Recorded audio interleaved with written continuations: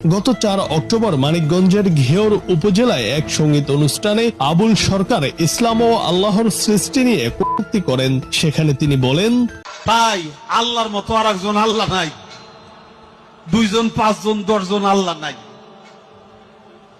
আর যদি থাকে তাহলে দেখাও। আর যদি তুমি না থাকে আল্লাহ এক আল্লাহ হয়, তাহলে দরবার থেকে খেলাফত দিলে দরবারের যে কম পড়ে না আরো বাড়ে। তোমার মতো আরো 10টা 20টা আল্লাহ 200-400 আল্লাহ যদি আরো বানাই দিতে তাহলে তোমার আরো দাম বাড়তো। এটা তুমি করলে না, এত বুঝো তা তো বুঝো না। আল্লাহর কথার কোন গোয়া মাথা আমি কিছুই পাই না।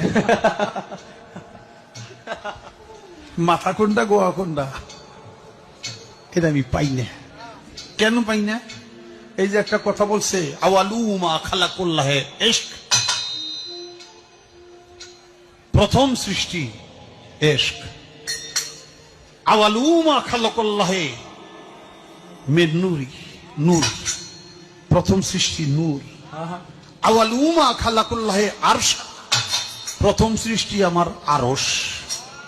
দেখেন, আওয়ালুমা খালাকুল্লাহে রূহ, প্রথম সৃষ্টি আমার রূহ। কয়টা হয়েছে? এক মুখ হয়েছে, 2 কথা কয়। হ্যাঁ, মুখ কয় না হুক কয়? এক মুখে 2 কথা কইলে হ্যাঁ মুখ থাকে, হ্যাঁ তো মুখ থাকে না, হ্যাঁ তো হুক হয়ে যায়। আল্লাহ যে কইল প্রথম সৃষ্টি আমার ইশক, প্রথম সৃষ্টি আবার কয় আমার আরশ, প্রথম সৃষ্টি আবার কয় নূর, প্রথম সৃষ্টি আবার কয় রূহ।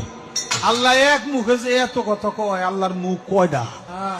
খালি কয়টা না, ওটা মুখ না হুক, এটাও আমার জানা দরকার।